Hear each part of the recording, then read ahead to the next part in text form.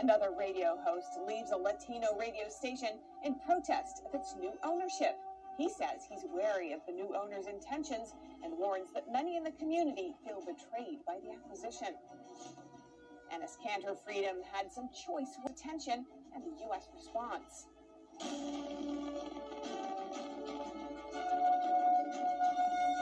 Meeting with Israeli leaders today, the president affirmed ties between the two countries. This as Biden faces questions over his upcoming trip to Saudi Arabia. Let's take a look. Receiving a warm welcome from the Israeli president. President Biden affirming U.S. and Israeli ties on the second day of his high-stakes trip to the Middle East. America's commitment to Israel's security. Defend the Iron Dome. Today and in the future. And at the center of that commitment are efforts to deter Iran. The U.S. said in a Thursday joint statement that it's ready to use, quote, all elements of its national power to prevent Iran from getting a nuclear weapon. But how to do that remains a question of debate.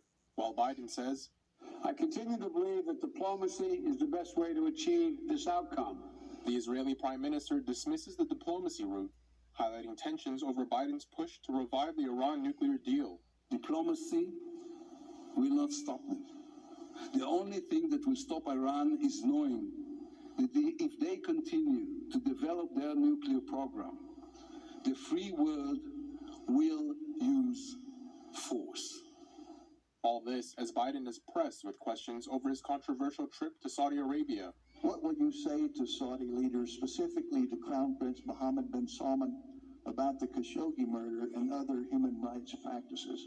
Biden's upcoming meeting with the Saudi Crown Prince has drawn backlash over the regime's OPEC in particular over the killing of U.S. journalist Jamal Khashoggi, which U.S. intelligence said was OPEC embargo. Yet Biden on Thursday declined to say he would press the Khashoggi murder. I always bring up human rights, but my position on Khashoggi has been so clear.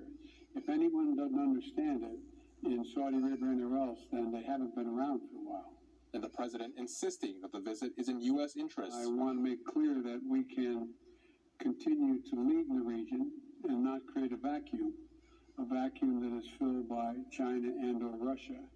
Biden's Friday trip to Saudi Arabia also comes as pressure mounts at home over soaring inflation. While Biden has insisted that he's not there to ask them for oil, U.S. officials do expect oil production to be a topic of discussion. And back on the Hill, service members are up today. Lawmakers spent hours on the House floor working to pass a national defense budget of over $800 billion. Historic increases are in this bill. Here's NTD's Melina Weiskup with the details. A rare moment unfolding on the floor of the House. Democrats and Republicans coming together on a defense spending bill. I think this has been an incredibly inclusive process, starting in the committee in a bipartisan way, and moving to the floor where we've had the opportunity for all members to contribute and participate in this process. I think we have a good product. Lawmakers spent 2 days finalizing the annual national defense bill. Members on both sides have agreed to a historic top-line number. $840 billion to fund military initiatives at home and abroad. With the growing geopolitical threat from China and Russia, the bill requires the Pentagon to brief Congress on coordination between the People's Republic of China and Russia. But we also have a looming recruiting crisis on our hands. I'm very concerned about the inability of any of the services to meet their recruiting goals, and we are going to have to spend a lot of time thinking about that problem and how we fix it. The bill aims to recruit more service members. Vaccine mandates. 6% pay raise and bonuses to counter inflation.